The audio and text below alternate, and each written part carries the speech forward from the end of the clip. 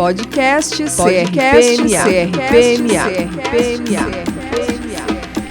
Olá, Psis do Maranhão, sejam bem-vindas e bem-vindos. É com enorme alegria que estamos dando início a esta série especial, onde colocamos as questões raciais na ordem do dia. Esta é uma iniciativa da Comissão de Relações Étnico-Raciais e do Conselho Regional de Psicologia do Maranhão, onde vamos promover diálogos sobre psicologia, saúde mental e questões que atravessam a vivência das populações negras, quilombolas e comunidades tradicionais do nosso estado. Mais uma vez, a psicologia se compromete com a criação de espaços de escuta, mas nessa temporada, o Conselho se propõe ir além, ao questionar as bases epistemológicas da nossa história, dos nossos saberes.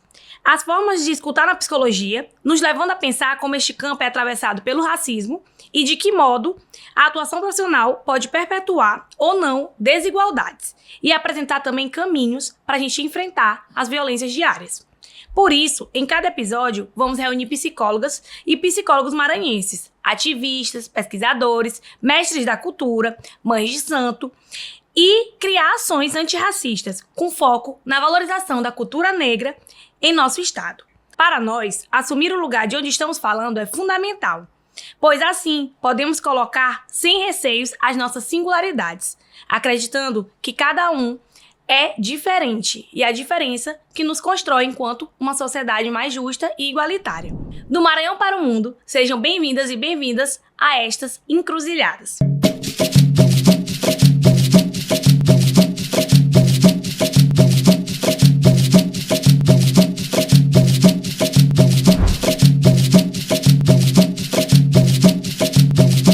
Vai começar agora o terceiro e último episódio da série da Psicologia nas Encruzilhadas. E para conversar comigo sobre memória, ancestralidade, cuidado comunitário e resistência no Maranhão, eu recebo 3 pessoas incríveis, 3 mulheres negras, intelectuais, dentro da academia e também da nossa sociedade, e que vão aqui hoje falar um pouco sobre seus saberes e suas vivências. Eu me chamo Vitória Maria Aquino da Silva, sou uma mulher de axé, mulher negra, psicóloga, pesquisadora das relações étnico-raciais e entusiasta de poder falar sobre quem nós somos e o que vivemos em qualquer espaço que estamos. Além disso, sou mestranda em educação pela Universidade Federal do Maranhão, onde eu estudo mulheres e religiosidade de matriz africana. Meu estudo também está na educação afrocentrada e hoje atuo como trainee em políticas públicas na Secretaria de Educação. E para além disso, eu acredito que esse espaço que a gente está construindo a passos, né, que são longos, que vem de muito longe, também é um espaço de confluência. Então, é muito importante que hoje a gente entenda que a psicologia, ela não é só para uma pequena proporção da sociedade. Ela é para chegar em todos nós. E em todos nós é uma psicologia que é feita na comunidade. Então, para além dos psicólogos, nós somos profissionais, mas temos muito a ouvir quem não é profissional também em psicologia. Então, esse vai ser um momento para a gente incentivar esse diálogo. E por isso, começo apresentando uma pessoa muito importante para mim, a minha mãe de santo, mãe Aila Gouveia. Seja bem-vinda a esse espaço, mãe. Sim. Boa tarde, eu sou Aila Gouveia. Eu sou mãe de santo, sou Iá, lá no Ilê Axé Ogum Sobô, né? Sou fundadora do Ilê. E tratar, né, cuidar de pessoas, como a psicologia mostra, né? E vem mostrando, e hoje em dia ainda mais, né? Que como é o cuidar, trabalhar com pessoas. E como mãe de santo, eu também tenho essa visão, nós temos essa visão com as pessoas que nós atendemos, com nossos filhos de santos, com os nossos amigos. E nós também, como mãe de santo, precisamos de apoio psicológico, né? O mundo deu uma virada. Então, a modernidade, ela trabalha como um ciclo que vai pegando vivências antigas, vai mostrando tudo isso. Então é realmente um círculo, né, no qual todos nós estamos englobados, né? A gente vive num mundo onde todo mundo respira a mesma coisa, espiritualidade. querendo ou não, a espiritualidade, a ancestralidade, ela move, né? Todas as religiões e todas as profissões. Outra pessoa muito importante que nós vamos receber hoje aqui é Larissa Silva Abreu, psicóloga, mulher negra ludovicense, mestre em psicologia, licenciada em filosofia pela Universidade Federal do Maranhão, atua como psicóloga clínica e social comunitária e professora de filosofia, com 10 anos de experiência na educação básica maranhense. Na psicologia, ela atua nas políticas públicas de assistência social e atualmente realiza atendimentos clínicos voltados a mulheres adultas e idosas e também com foco na saúde mental da população negra. No campo social e comunitário, tem desenvolvido ações de educação popular em comunidades tradicionais, articulando os saberes acadêmicos e as práticas territoriais daquela comunidade, que é uma construção coletiva de cuidado e valorização das identidades e conhecimento dos territórios. Larissa, é um prazer ter você aqui hoje. Muito obrigada por ter aceitado esse convite. O prazer é meu, Vitória. Fico muito feliz de compartilhar essa mesa com mulheres tão incríveis, né, tão potentes. E eu penso que esse movimento, né, do CRP é um movimento que a gente está, né, há um bom tempo querendo expandir cada vez mais esse olhar da psicologia, e não só o olhar, né, mas todo o corpo da psicologia, né, para esse olhar para o nosso território, né, desse olhar para as mulheres, né, desse olhar que possa cada vez mais ampliar, né, o fazer da psicologia aqui. Então, para mim, é um grande prazer poder estar aqui e contribuir. Vai ser muito importante as suas contribuições, tenho certeza. E para completar esse momento tão sublime, tão especial, a gente tem aqui a professora Rosinete de Jesus Silva Ferreira. Ela é professora associada da Universidade Federal do Maranhão, do curso de Comunicação Social, Rádio e Televisão, coordenadora do Laboratório de Rádio, pós-doutora em Comunicação e Artes pela Universidade de Aveiro, doutora em Psicologia Social pela Universidade Estadual do Rio de Janeiro, a UERJ, e mestre em Comunicação Social pela Universidade Federal do Rio de Janeiro, a UFRJ. Especialista em Teoria da Comunicação. É um currículo grande, gente. Especialista em Teoria da Comunicação pela UFC, bacharel em Comunicação Social pela Universidade Federal do Maranhão, curso de Rádio e Televisão. Líder e pesquisadora do Grupo de Estudos e Estratégias na Comunicação, GPCom. Líder da linha de Comunicação e Multimeios, COMUT. Integrante do Grupo de Estudos e Pesquisa em História da Psicologia e Psicologia do Esporte e do Núcleo de Estudos em Educação à Distância e Educação Digital. Atualmente, professora do programa de pós-graduação em psicologia da UFMA. Eu estou amando que a gente está fazendo esse debate super interdisciplinar, então é uma alegria ter profissionais de outras áreas como a professora Rosinete aqui com a gente. Seja muito bem-vinda. Agradeço, né? Agradeço a você conduzindo esse podcast, ao conselho. Acho super necessário essa troca de saberes, né? Que são saberes de diferentes lugares, em torno de uma questão tão emergente para a gente, que é o cuidado, que é a presença do outro na nossa vida, algo que tem nos deixado ao largo, né? Porque o outro não é importante. Então, obrigada. Agora que já fomos devidamente apresentadas e já podemos, assim, passar um pouco pelo que a gente quer falar com vocês, vamos entender, né, como nossos saberes acadêmicos e os saberes ancestrais podem e devem dialogar. E a partir disso, nós três falamos de um conceito aqui, que é o cuidado, né? Então eu quero começar por ele, que é um conceito muito caro para mim, que não é só um conceito, né? Minha experiência de vida, enquanto uma pessoa que cuida do outro desde muito nova, e que sei também que todas as mulheres que estão aqui são atravessadas pelo cuidado desde muito nova, principalmente nós, mulheres negras, né? É uma questão muito grande dentro da questão de gênero e da questão racial. Então eu parto desse início, né? Desse princípio, e eu quero saber o que para vocês seria cuidado. Minha mãe já começou um pouco a falar, né? Então eu queria que ela continuasse, como ela falou sobre o lugar do cuidado dela dentro da sua comunidade. Então, mãe, o que seria cuidado para a senhora? É o que eu faço, né? Cuidar. Uhum. Quando um filho de santo adentra o terreiro, quando ele chega no terreiro para se cuidar espiritualmente, é o meu dever de mãe abraçar, né? E é o que uma mãe de santo faz, é o que um pai de santo faz, né? É esse abraço, é acolher o filho com todos os problemas, com todas as questões, né, pessoais dele. Quando eu me iniciei, que eu me assumi mesmo como mãe de santo, quando eu vi que eu caí na real, que tinha esse propósito de cuidar de pessoas, eu também comecei a me cuidar, porque não é fácil, parece fácil, mas não é. Você cuidar de pessoas e você tem que ter o equilíbrio, né, para se manter sã a diversidade de problemas, né?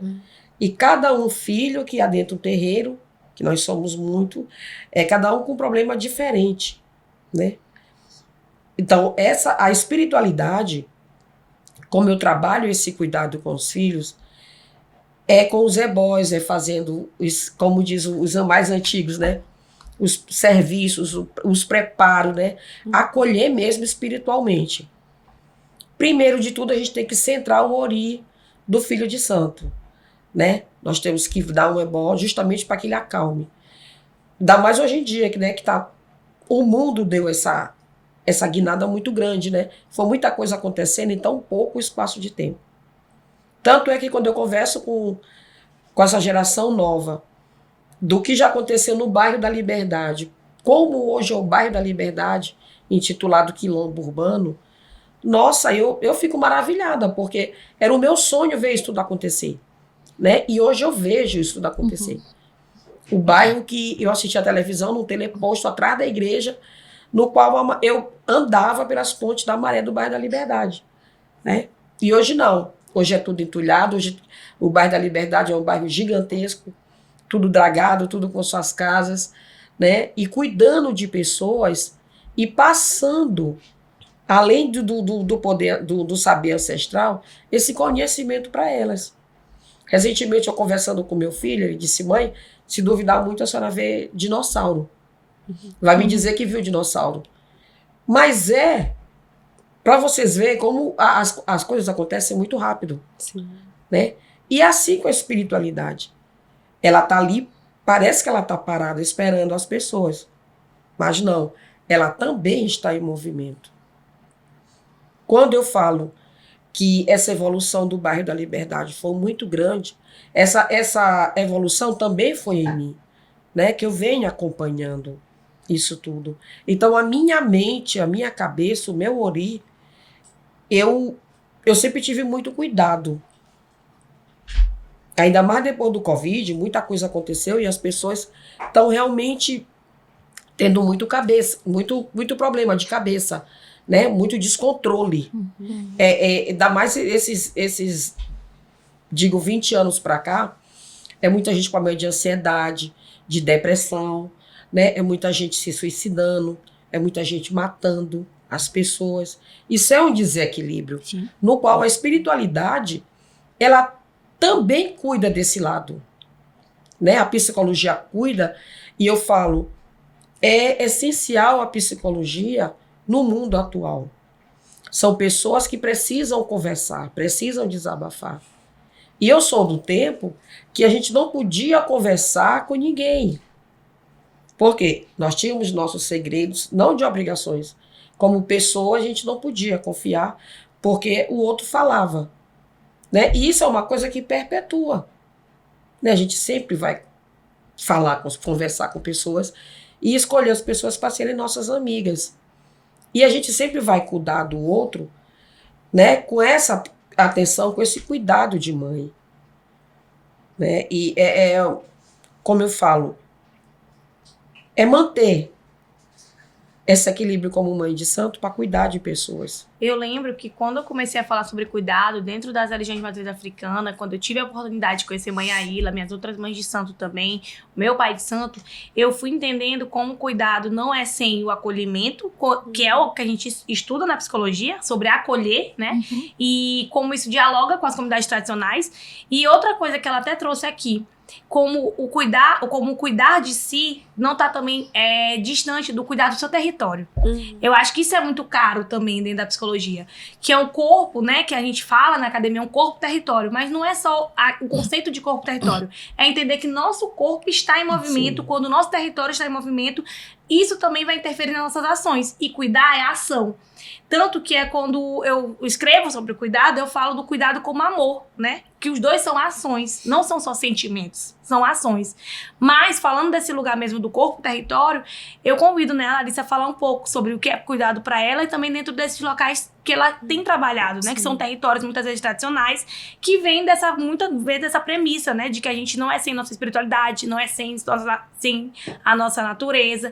E quando isso vai tendo desequilíbrio, desequilibra o nosso ori, como a mãe falou, nossa cabeça, nossa mente, nosso próprio corpo. Sim, sim. A gente falar de cuidado, né, que é um termo muito caro para a psicologia, né, falar em acolhimento, que é algo que está na raiz do que é, né, o nosso fazer. E por muito tempo esse cuidado que a gente estuda na academia, que é olhado com cuidado às vezes, muitas vezes, inclusive em diálogo com os saberes médicos, né? E aí a gente romper com essa compreensão de cuidado, de entender que o cuidado, ele é anterior ao fazer psicológico, né? Muito anterior, porque é o cuidado que é a base de todas as relações humanas, né? Então, o cuidado, em primeiro lugar, ele é uma necessidade humana e um direito humano fundamental também, né? Todos precisam de cuidado. Todo mundo, em todos os momentos da sua vida, precisa do cuidado de alguém ou de se cuidar, né? Então, é uma necessidade e um direito fundamental. E aí, quando a gente olha para o cuidado, né? Enquanto essa série de ações, essa série do que a gente faz pelo outro para possibilitar a existência do outro, porque o cuidado é isso, né? Uma série de ações que você faz, que uma comunidade faz, que possibilita que o outro possa existir, né? De forma mais plena possível. Então, isso é o cuidado, né? Potencializar o outro, né? Como a mãe Aila estava trazendo, né? Potencializar o ori do outro, né? Então, a gente potencializa a partir dessas ações, né? E aí, quando eu penso no meu trabalho com as comunidades, né? Comunidades quilombolas, comunidades rurais, né? Eu trabalho a partir muito dessa dimensão de que esses lugares, essas pessoas possam reconhecer as estratégias de cuidado que já existem em seus territórios, né? Porque quando a gente pensa, por exemplo, né? No quilombo, né? O quilombo é um projeto político brasileiro de libertação de pessoas, mas antes disso, né, ele é também um grande centro de cuidado. Né? Então, o quilombo, todo quilombo é esse útero que recebe, né, que recebeu escravizados em busca de liberdade, e não só, todas as outras pessoas que estavam em situação de vulnerabilidade eram acolhidas nos quilombos, né? Acolhidas, cuidadas, né? Não só as pessoas em situação de vulnerabilidade, mas também aquelas pessoas aliadas da causa também iam lá receber cuidado, receber acolhimento. Então, essas comunidades todas, elas só existem e resistem porque existe uma dimensão de cuidado com a terra, né, e uma dimensão de cuidado com quem compartilha esse espaço, né? Então, esse trabalho, né, de poder potencializar bem o que é cuidado aqui nesse território, porque quando a gente está assistindo na televisão, se a gente assiste uma entrevista, né, se a gente assiste um programa de TV, mesmo que não seja jornal, ou um programa desses voltado assim para variedades domésticas, coisas do tipo, o cuidado ele é sempre visto a partir de um ponto de vista medicalizante, né? Sempre se convida um médico para falar, né? A gente sempre vai ver também alternativas, que são essas alternativas, né? Como, sei lá, você precisa, né, buscar alternativas para você fazer um esporte, para você relaxar, para você... E às vezes nas comunidades não é isso que as pessoas fazem, né? Primeiro, porque o acesso ao médico nem sempre é possível. Né? Começa daí dessa questão do cuidado por meio da saúde pública que não é potencializado nesses territórios, né? Segundo, porque outras coisas que são colocadas ali, né, sei lá, se é uma massagem, se é um spa, se é alguma coisa nesse sentido, também não existe em alguns desses territórios nas comunidades tradicionais, né, e nem nas comunidades rurais, falando aqui dos lugares, né, que a Vicky me perguntou, que a Vitória me perguntou. E aí, então, olhar, será que um banho de folhas é cuidado, né? É cuidado, né? Mãe Aila tá aqui para dizer, né? Então, esse banho que potencializa, esse banho que refresca, esse banho que vem carregado de sentido, né? Esse banho que você dá no outro, né? O banho é preparado por alguém, né? Então, olha como isso é forte, né? O cuidado com a terra é sempre trazido pelas comunidades como uma estratégia também de trazer saúde mental. Quando eu cuido da terra, eu potencializo também, né, a minha mente, eu potencializo o meu espírito, eu potencializo o meu corpo. É ali plantando. Quantas vezes eu escutei isso de muitas mulheres, né, dessas comunidades rurais? Eu tô aqui no meu quintal, regando a minha horta, né? Ali eu relaxo, ali eu penso na vida, ali eu tomo uma decisão importante, ali eu converso com as plantas, né? Então, conversar com as plantas, conversar com a terra como uma estratégia de cuidado, né? E ali você tá também, ao mesmo tempo que cuida da terra, cuida de si, você cuida da sua comunidade. Sim. Porque é ali daquela terra também que vem o sustento, né? Então, é muito isso, né? O cuidado como... isso que potencializa o viver do outro, né? Eu acho muito interessante a gente pensar nesse lugar da potência do cuidado, porque algo que eu estudei, que eu comecei a estudar a partir de um lugar do racismo, eu comecei a entender como potência. O cuidado pra mim, eu lembro que eu cheguei lá no terreiro e falei assim, mãe, eu não quero mais ser chamada de guerreira. Eu falei, mãe, eu não gosto desse lugar do guerreira que a gente tem na sociedade quanto mulheres negras. Sim. Que é um lugar simples de cuidar. Sim. Como obrigação colonial. Uhum. É uma obrigação colonial do cuidado. É sempre atividades domésticas atreladas. É sempre um lugar de que a gente nunca tem tempo pra gente. Uma sobrecarga. Isso tudo pra mim vinha nesse lugar de que muitas pessoas colocam as mulheres negras. Ela é muito guerreira. Sim. E aí... Isso me lembra muito show business, né? Desses que falam, que chegam assim, hoje nós temos uma mulher guerreira aqui no nosso palco, que vai falar sobre sua história de vida. E aquilo ali me incomodava. E eu lembro que eu cheguei pro professor Ramon e falei, professor Ramon, eu quero falar sobre o lugar da mulher negra quanto guerreira. Mas eu quero falar disso a partir do terreiro. E eu cheguei no terreiro e falei assim pra minha mãe. Na época ela não era ainda minha mãe espiritual, né? Era mãe de santo de lá, mas não era minha mãe espiritual. Aí eu cheguei pra ela e falei assim, me incomoda muito o lugar de guerreira. Ela falou, e ela me trouxe assim, mas por quê? Nossas orixás são guerreiras. Uhum. Iansã é uma guerreira. Oxum é uma guerreira. Iemanjá é uma guerreira. Euá é uma guerreira. E todas as nossas Iabás são mulheres guerreiras. Elas guerrearam para estar vivas. Uhum. As mulheres nos quilombos, elas guerreavam para estar ali. O lugar de guerreira, que é um lugar da obrigação colonial, ele é diferente do lugar de guerreira que eu aprendi dentro do quilombo e dentro do terreiro de missão ancestral. Sim. É diferente o cuidado quanto a obrigação colonial e missão ancestral. Uhum. E aí eu trago esse local também, né? Porque aí vem o lugar do nosso autocuidado nessa conversa. E a professora Rosinete, ela tem estudado também, né? Sobre essas questões de produção desse lugar do racismo e também das potencialidades a partir de alguns conceitos que a gente entende primeiro totalmente como ruins. Uhum. E como a gente pode, a partir de uma própria pesquisa, pensar em outros lugares, né? Para esses conceitos, para essas mulheres. E aí eu penso muito no que a gente conversou também, né? Conversamos sobre o lugar das mulheres negras na pesquisa, que também pode ser um lugar de cuidado. A pesquisa como cuidado. Tem um texto que fala sobre isso, que eu gosto muito, da pesquisa como lugar de cuidado. Legal. E aí eu queria que a senhora pudesse falar um pouco mais sobre. É interessante, Vitória, né? E a mãe Ayla e também a Larissa, a gente pensar esse conceito de cuidado, né? Vocês falavam e eu pensei, poxa, o cuidado, ele é uma categoria que devia perpassar todas as profissões, né? Sim. Porque ele é uma categoria central. Se você é médico, você deveria ter cuidado. Se você é psicólogo, você tem que ter esse cuidado. Se você é professor, você tem que ter esse cuidado. O cuidado com a família, com seu irmão, com as amizades. Então é uma categoria central de vida, né? Eu diria que o cuidado é uma categoria de vida, né? Porque é se importar com o outro.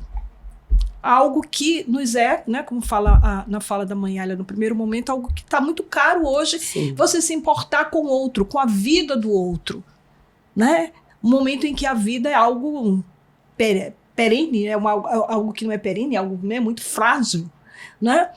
E aí, na pesquisa, você me provoca com a pesquisa, né? Eu sou, às vezes, criticada na academia com esse cuidado com a pesquisa, né? Porque eu abraço, estava falando, inclusive, em sala de aula isso, eu falei que quando a gente vai fazer uma seleção, a gente não sabe quem é, né? A gente tem um número, 18.229, 18.322. E aí eu fico ali lendo aqueles projetos, aquele dossiê, e quem é o 18.229, né?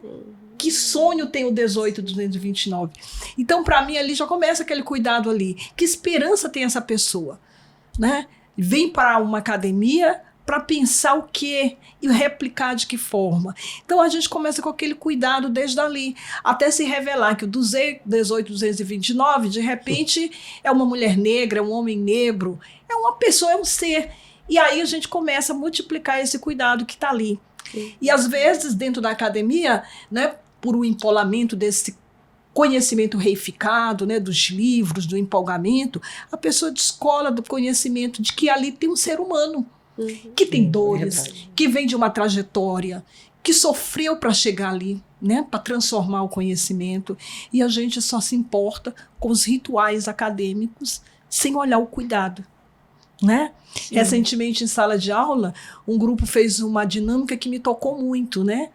Que era cada um colocar um objeto em sala, e a partir desse objeto ele iria ali dizer o significante, o significado daquele objeto. Então, cada um botou lá uma caneta, um carimbo, qual que foi. E aí ele começava a falar daquilo ali, qual a importância, um carimbo, tu olha um carimbo é uma coisa super normal, um trabalho, mas ela começou a falar da importância daquele carimbo para ela, porque tinha uma história que era a dificuldade de se tornar psicóloga enquanto mulher negra.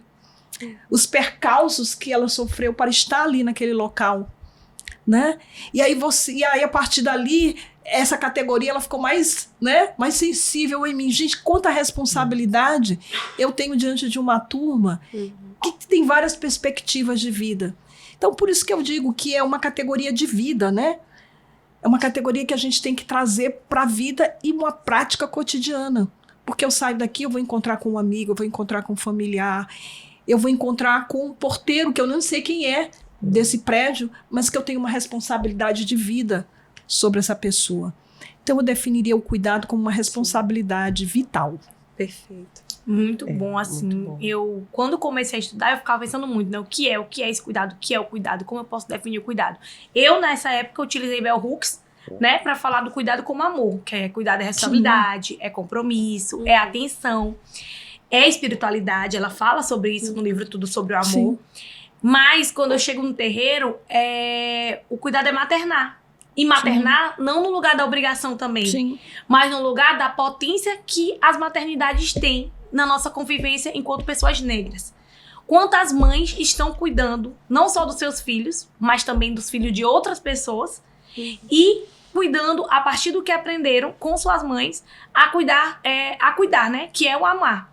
E aí, a gente fala dentro do terreiro do cuidado com os orixás, do cuidado com os voduns, dos nossos encantados, cuidado com nossos filhos, mas a gente esquece muito, não só no terreiro, como em outros aspectos da nossa sociedade, o cuidado consigo. Sim. E esse é um tema também que eu acho muito caro dentro da psicologia, porque quando a gente fala de autocuidado, que é o cuidado interior, que a Bell Hooks fala, acho lindo quando ela fala que é o cuidado interior, a gente esquece que a gente é ser humano quando a gente cuida do outro, e que aquelas dores vão nos atravessar. E Sim. o que a gente faz com aquelas dores? Muitas vezes a gente se sobrecarrega delas e não consegue compartilhá-las. E não consegue também pensar em estratégias para que tanto a dor daquele outro quanto a minha consegue dialogar e coexistir. E nós, também enquanto psicólogos, a gente aprende o quê? Tem supervisão. Vamos para, na clínica, né? Vamos para a supervisão. Aí na psicologia escolar, não, vamos passar para a coordenação, aquela demanda. É uma demanda, será? Não é uma questão mesmo, como valor, de responsabilidade vital que nós temos conosco Sim. também. E aí eu lembro muito e quero trazer esse Itan de Oxum, que é o Itan que Oxum fala sobre que antes de lavar seus filhos, ela lavou suas joias. E a primeira vez que me falaram esse Itan, eu fiquei muito assustada, né? Poxa, mas como assim, né? Mas é lembrar que todo cuidado é atravessado por uma relação entre eu e o outro. Esse eu pode ser coletivo, mas ele também é um eu que precisa desse cuidado, né? Então eu queria saber também de vocês como vocês se sentem cuidadas dentro desses espaços que vocês ocupam, tanto como profissional, enquanto também como mulheres negras. Larissa falou uma coisa muito... que deu todo o significado, né? Às nossas falas. Principalmente a minha falando de quilombo. Né? O quilombo é um grande útero, né? O terreiro é um grande útero.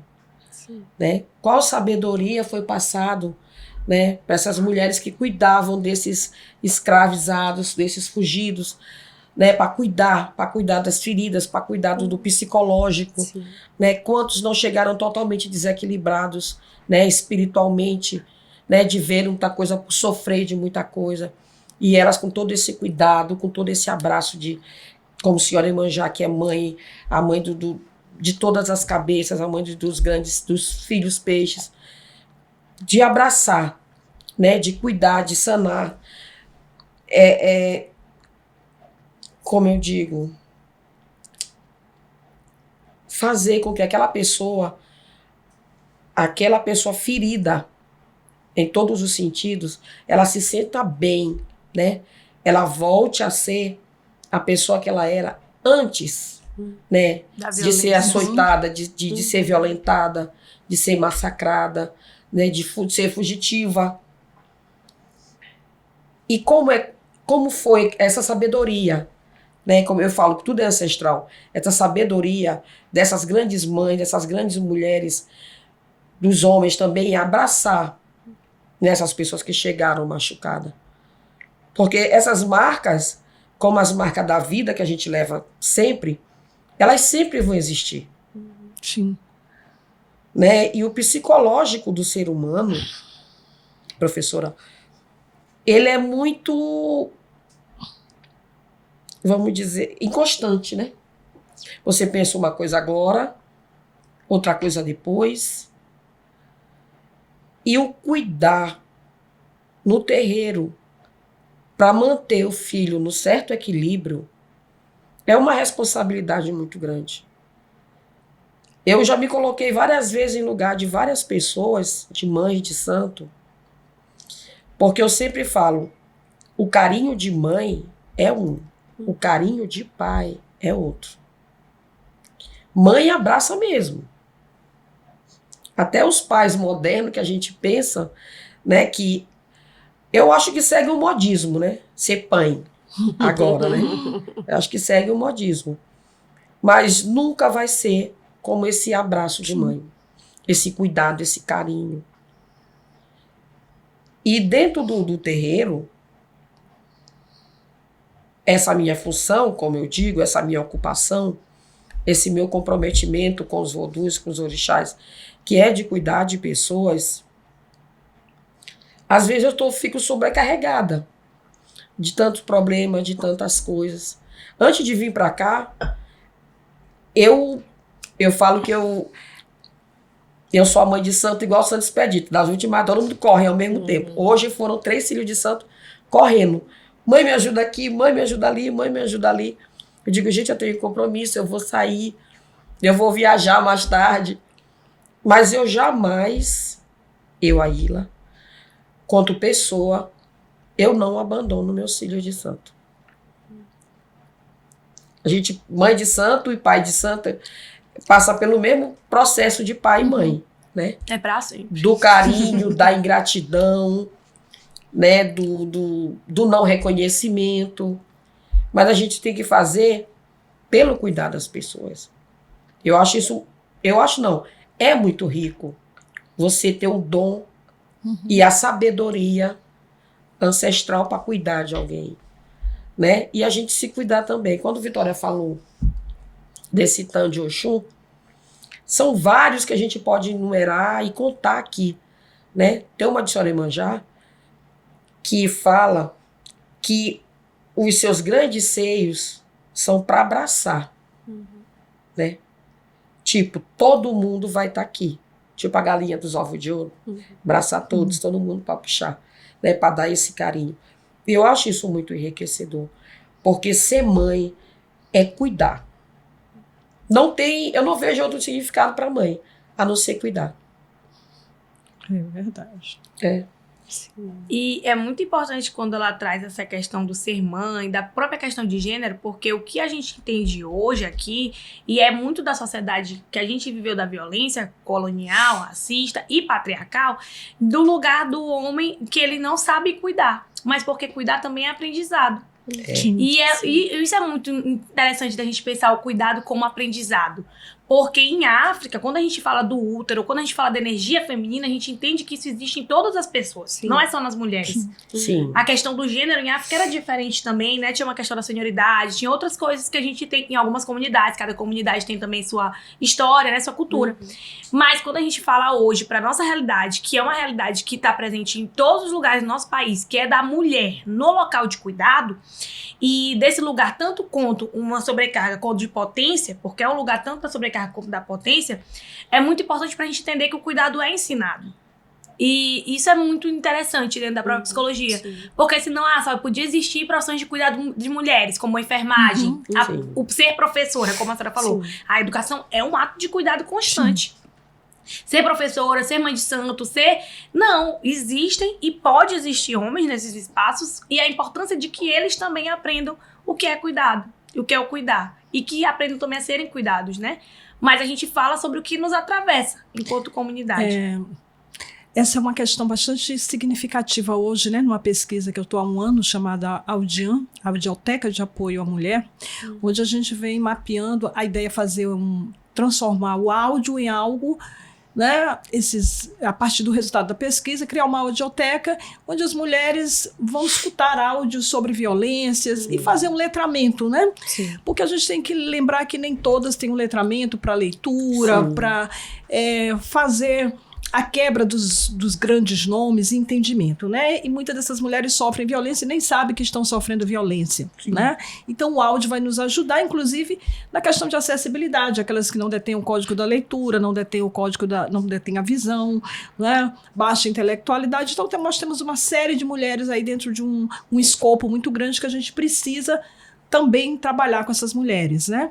E um ano de pesquisa mapeando feminicídio no Maranhão, eu tenho que cuidar de mim também, né? Sim. Porque é um ano de material que todo dia chega. É quase impossível uma semana sem um feminicídio no Maranhão, né? Sim. Tem semana que é 2, que é 3, mas não ter nenhum é muito difícil. E a gente vai mapear esses feminicídios. Já mapeamos, né, o primeiro ano de feminicídio. E essa questão do homem que você fala, Vitória, lá para mim cada vez está mais sensível, né? Que homem é esse? Né? Que ele não consegue ter uma relação de cuidado nem com o filho, porque ele assassina a mulher perante ao filho, né? Ele não consegue ter um cuidado com o lar, com as relações, né? Então essa é um desafio que está posto para todos nós, né? Para todos nós, mulheres, homens, todos, né? Recentemente nesse evento agora, triste, né, no Rio de Janeiro, saiu um deputado dizendo que é culpa das mulheres, né? É culpa das mulheres. Olha Como só. que é culpa das mulheres, né? Numa sociedade onde a gente é feito de multiplicidade de pessoas, mas você tem que culpabilizar essa mulher, que é a dita guerreira, né, que você fala. Mas aí eu entendo o guerreiro e trago esse guerreiro para aquela coisa da sobrecarga, né? Tu é guerreira porque você aguenta, Isso. né? Você aguenta ser mãe, você aguenta trabalhar, você aguenta a carga. É um outro espaço desse guerreiro quando colocam a gente no lugar de guerreira. Você aguenta a dor. Sim. Exatamente. E isso de culpar, né, as mulheres por essas tragédias, né? É isso mesmo desse olhar da cultura, né? Que coloca esse cuidado apenas, o cuidado de educar, né? O cuidado de transmissão de valores apenas na mão das mães, né? E a gente vê que as pessoas estão o tempo inteiro reproduzindo essa ideia, né? E surgindo cada vez mais a partir de falas bastante conservadoras nesse sentido de que é a mãe que tem o dever de educar o filho. Quando a gente vê, por exemplo, quem pariu Mateus que embale. Né? Então é a mãe que tem que cuidar. Então esse cuidado que é ensinado apenas às mulheres e que não é distribuído de maneira igualitária dentro da sociedade, né? Para entender que existe ali toda uma comunidade que é responsável também, né? Pelos tantos Mateus e outros filhos que nascem, né? Então como os homens facilmente se subtraem desse lugar, né? Do cuidado, da educação, da gestação, né? De olhar mesmo esse olhar da mulher como esse olhar de que então se deu certo, fomos nós, né? Sim, que cuidamos, que criamos, que provemos. Se deu errado, foi a mãe que não ofereceu, né, o cuidado suficiente, né? Então, a gente poder olhar para essa sociedade, né, e dizer não a isso a partir de estratégias de comunicação, de educação, né, que a gente possa encontrar formas de redistribuir esse cuidado, né? E acho que é uma categoria, inclusive, que a gente devia trabalhar desde a infância, né? Sim. Que a gente vive numa sociedade machista. Desde a infância, nas escolas, nas igrejas, nos terreiros, desde a infância, né? Cuidado. O que é o cuidado? Cuidado, né? Para que a gente pudesse ter uma reverberação agora, né? E eu quero exatamente, Larissa chegou num ponto que eu acho muito importante a gente pensar como é que a psicologia, né, como nós, enquanto psicólogos, podemos compreender os efeitos dessa sobrecarga, desse lugar do machismo, do racismo, para mulheres negras em relação ao cuidado. Com a sobrecarga, como é que a gente pode construir estratégias, a gente já citou aqui algumas, adorei o seu trabalho, né, de pesquisa sobre como a gente traz por meio do áudio, né, essa questão da violência, para a mulher se aproximar disso, para ela se afastar. Porque ela precisa entender que está sofrendo a violência para conseguir se afastar da violência, para conseguir se defender. E é isso, a gente na psicologia já entendeu a questão, nem todos, né, mas a gente está fazendo esse trabalho aqui para que possa chegar mais ciente, e a gente já entendeu que existe uma sociedade violenta, uma sociedade racista, uma sociedade machista, uma sociedade que está sobrecarregando mulheres, principalmente mulheres negras, né, e o próprio governo federal já entendeu quando constrói a Política Nacional de Cuidado. A gente tem uma política agora nacional de cuidado, que está construindo agora um plano nacional de cuidado, mas e o que a gente tem feito enquanto estratégia, né? Além da clínica, além de, o que tu precisa é passar 1 hora por semana numa terapia. Isso vai te ajudar muito. Ajuda sim. Mas não só. Porque a clínica, aquela 1 hora, não vai apagar toda a violência da semana inteira que a mulher tá sofrendo. Sim. A psicologia, quanto mais cedo a gente consegue entender esse lugar, né, que é um lugar de promover um cuidado para a emancipação, né, que é uma emancipação que a gente precisa pensar de forma coletiva, né, sair mesmo dessa questão do consultório, do indivíduo, né, quanto mais a gente fica preso às demandas do indivíduo, mais a gente culpabiliza também esses indivíduos por questões que são muito mais amplas. Então, a gente pensar, né, que a psicologia tem que estar presente no pensar políticas públicas, né, de cuidado, né, no pensar estratégias de psicoeducação, né, em pensar em como dialogar com os saberes comunitários, né, para que a gente possa, de fato, fazer com que esse cuidado, né, que a gente já entendeu que ele é pensado, distribuído, ensinado a partir de uma ótica, né, que é uma ótica masculina, né, que é uma ótica patriarcal, e que para a gente descentrar esse cuidado, né, a gente precisa, a partir da psicologia, olhar, né, para esse coletivo, né, então é um fazer que é a partir mesmo desse diálogo, né, eu acho que o que falta é mais presença, né, nas comunidades, né, mais presença nas políticas públicas, mais presença de psicólogos nesses espaços em que está sendo construído, as relações estão sendo construídas, né, se a gente para observar o setting terapêutico, né, a clínica, ela é tão restrita, né, assim, claro que ela é muito potente, mas quando a gente pensa do ponto de vista, né, para pensar de forma mais ampla, a gente está ali num microcosmos, né, então para a gente poder ter uma percepção mais ampliada, a gente precisa adentrar mais espaços, né, coletivos para poder fazer uma psicoeducação, né, acho que a gente precisa primeiro psicoeducar também a própria psicologia, né, e nesses termos, então é muito isso, né, a gente poder observar o que é que tem sido construído, né, já também pelas próprias comunidades em termos de cuidado coletivo, né, porque as estratégias de cuidado que a gente tem nas comunidades, elas são muito diferentes daquelas estratégias que a gente aprende na psicologia também, né, clínica. Então, essas estratégias do cuidado, né, que seja, por exemplo, quando uma comunidade inteira se junta para construir a casa de alguém, né? Isso é um cuidado coletivo, né? Que existe ali uma dimensão, né? Que a gente pensa ali, existe uma distribuição, né? De tarefas ali dentro daquela comunidade, que se a gente olha com um olhar que esse olhar que está nos livros, né, nem sempre a gente consegue enxergar a dimensão disso, né? Então, um outro exemplo, né, quando a gente pensa, por exemplo, o próprio papel da mulher, né, nas comunidades, talvez na minha casa, na casa de vocês, tem aquela mãe que serve a família, que coloca comida no prato, né? Isso, do ponto de vista de uma leitura muito livresca e olhando assim a partir de um lugar, né, mais eurocentrado, então essa mulher, ela tá fazendo esse papel de subserviente. Mas isso, a partir de um ponto de vista comunitário, essa mulher ali, ela é o centro de nutrição daquela família. É aquela mulher que também provê, né, que nutre os filhos, né? Então, tem um lugar de matrigestão que está muito presente nessas comunidades, que é uma herança africana, inclusive, né? Você ter esse lugar da mãe, né, da mulher, né, no centro, né, desse fazer, desse cuidado, que é diferente desse olhar patriarcal de que é o homem que provê. Sim. Então, aquela mulher que distribui a comida não é porque ela é subserviente, né? É porque a panela ali, de onde sai a nutrição para os filhos, né, passa pelo cuidado fundamental daquela mãe que distribui a quantidade, né, da partilha, né, do coletivo. Então, a gente aprender a enxergar também, né, que, claro, pode ser que um homem também faça isso, pode ser, mas que a gente possa olhar com outras lentes para essas comunidades, né, para que a gente realmente entenda o que é o cuidado, né, e o que é, como que isso é feito nesses lugares. Eu acho muito importante o que Larissa traz sobre a questão de como é um cuidado, também um resgate da nossa ancestralidade. A gente tem gente cuidando há muito tempo, a gente tem práticas de cuidado que já existem, a gente não precisa inventar a roda. Sim. A roda tá lá, a gente só muitas vezes não busca e não quer saber, porque a gente vem com a roda eurocêntrica, né? A gente vem com um moinho e esquece o moinho de vento que assola uma comunidade e esquece aquele moinho de vento que foi feito para salvar uma comunidade. Sim, sim. Então, o lugar dessa própria...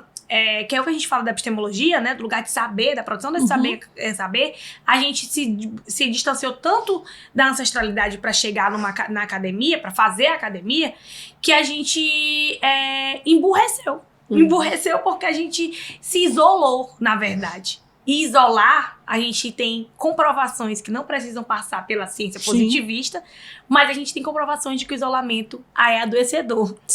Pela própria ciência positivista. Então, o isolamento adoece, a comunidade não, ela cura. Ela muitas vezes é o lugar de cura. Então, até me arrepio poder falar disso, porque a comunidade me curou. Eu escrevo sobre como a liberdade me fez ser livre. O bairro da Liberdade me fez ser livre. As minhas mães de santo me fizeram entender que eu conseguiria ser livre e emancipada. Então, isso é muito importante. E eu passo, né, a palavra para a professora que ia falar também uma coisa importante pra gente. A Larissa começa falando do ponto de vista da psicologia, né? E o campo da comunicação, ele é um campo que ele não está muito preocupado da grande mídia, né? Ele não está muito preocupado com o cuidado, né? Ele está preocupado em transformar isso em informação, quem quiser que se cuide.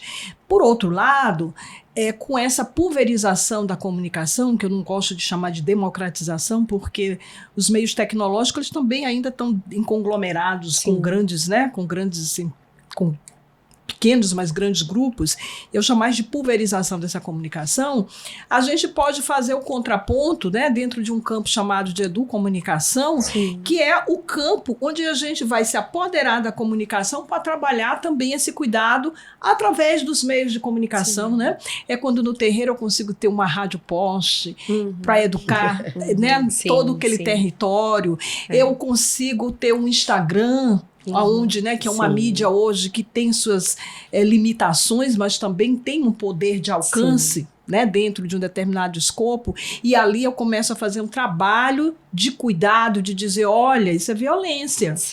Olha, cuidado com esse tipo de abordagem. Né? Então, eu tenho um telefone celular que muitas pessoas têm acesso, né? O chamado smartphone, que me dá outras possibilidades de também passar uma mensagem para aquela mulher e dizer, olha, cuidado, né? Tenha cuidado com as relações que você está estabelecendo. Então, dentro desse caos, a esperança, gente. Exato. Eu acho que a esperança, né? Quando a gente pensa esse campo turbulento, né, que é o campo da comunicação, dentro de uma outra perspectiva, de uma perspectiva de cuidado humanista, né? E eu acredito nessa comunicação. né? Sim. É com ela que eu trabalho, é com ela que eu me identifico. Não é com a grande mídia, mas é com a pequena, né? É com as rádios comunitárias, é com os pequenos grupos, é reinventando essa forma de dizer eu existo. Exato. Perfeito, E professora. Inclusive, esse ano eu participei de um encontro de educomunicação no Quilombo Rampa, né? Sim. E aí, lá tem a TV Quilombo Rampa, Uhum. né? Que é uma iniciativa de comunicação popular, comunitária. E aí, o tema desse encontro de educomunicação, o tema era educomunicação ancestral quilombola, né? E aí, eles estavam discutindo sobre práticas de felicidade como direito ao território, né? E eu acho que isso é uma discussão também muito interessante para a gente pensar, né, processos de fortalecimento da saúde, né, desses territórios, para pensar quais são as práticas de felicidade que são produzidas naquele território secularmente, né? Sim. Ali a gente já tem mais de 2 séculos de existência do Quilombo Rampa e de outros, né? Então, como essas práticas de felicidade podem ser potencializadas ali no território para que, como efeito justamente, né, dessa memória, dessa ancestralidade, possa ali se reatualizar naqueles corpos como estratégia, né, de enfrentamento, né, das diversas violências, né, de enfrentamento de tantas coisas que estão ali o tempo inteiro moendo as pessoas, mas que existe justo a esperança, né, diante de tudo isso, a partir do que é feito no território, com o território, a partir, né, deles mesmos, né? Então, e a importância da maravilhoso. gente, dentro dos territórios, é fortalecer as guardiões da memória. Sim, E hoje, perfeito. que bom que a gente pôde estar aqui Uhum. com pessoas que são guardiões da memória dentro da Sim. sua profissão e com minha mãe, que é uma guardiã Sim. da memória dentro da liberdade. Então, infelizmente, a gente está finalizando, né, esse episódio. Foi muito bom ouvi-las sobre cuidado, estar com vocês, poder aprender ainda mais sobre um tema que para mim também é muito caro. Mas eu não quero finalizar sem poder, né, ouvir minha mãe, no sentido da importância de tê-la e dela poder, né, ter mais esse espaço para falar sobre como é ser uma mestre de cultura, guardiã da memória e guardiã do cuidado no território ancestral, que é da liberdade. Para finalizar mesmo, eu falo que cuidar é amar. Porque quando você coloca dentro de si sabedoria, carinho, amor, isso trespassa qualquer coisa. Sim. Então, quando eu cuido do meu filho de santo, quando eu penso alguém no bairro da Liberdade, né, que eu sou muito procurada, quando eu vejo aquela pessoa boa, ficando boa, quando eu vejo aquela pessoa só me dá um bom dia, nossa, para mim não tem explicação. Sabe quando você se sente do dever cumprido? Uhum. Eu digo, essa é a minha sina. Uhum. Eu nasci para isso, eu fico muito feliz. E cuidar para mim é amar. Eu amo o bairro da Liberdade, eu sempre falo, eu jamais sairia de lá. Nossa, o bairro da Liberdade é maravilhoso, é um bairro que abraça. É um bairro que passa carinho, é um bairro que te passa segurança.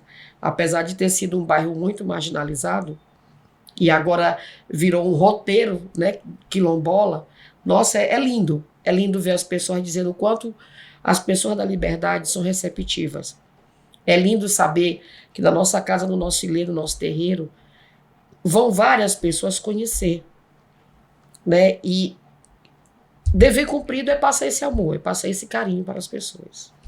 E falando de amor, a gente não pode deixar de falar do nome também desse nosso trabalho, desse nosso podcast, que é Encruzilhada. Que Exu também é amor, né? Exu é amor. E quando a gente fala em encruzilhada, a gente fala de um lugar de escolha, de lugar de dúvida, mas um lugar também de escolha. E o que eu quero que a gente pense agora, né, é sobre quais escolhas a gente tem feito enquanto profissionais. Não só da psicologia, mas também da psicologia. Então, escolher fazer esse podcast, estarmos aqui hoje para debater sobre questões étnico-raciais, sobre o cuidado, é muito importante para a psicologia, é muito importante para uma educação afrocentrada, é muito importante para o nosso trabalho enquanto profissionais e enquanto mulheres negras. Então, eu quero agradecer a minhas convidadas, né? Agradecer também ao Conselho Regional de Psicologia, toda a sua equipe, a Comissão de Relações Étnico-Raciais do CRP, né, Maranhão, e dizer que estou muito grata, Laroie Exu, também por esse momento, que ele possa continuar nos dando o dom da comunicação e abrindo nossos caminhos. Obrigada.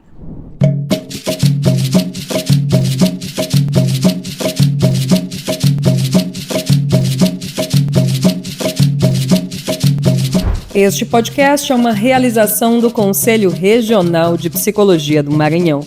Idealização, Comissão de Relações Étnico-Raciais. Coordenação geral, Ascom CRPMA. A produção é de Evelyn Santos e Silmara Durães. Roteiro, Vitória Maria Aquino da Silva e Silmara Durães. Apresentação, Vitória Maria Aquino da Silva. Foram convidadas para este episódio Rosinete de Jesus Silva Ferreira, Larissa Abreu Rezende e Aila Maria Gouveia Fonseca. Captação, Dudu Azevedo. Edição e finalização, Catamarã Filmes. As ilustrações são de Camila Franciele. Este episódio foi gravado no Estúdio Vivas, em São Luís. Psicologia mais plural, conselho mais presente. Até a próxima temporada.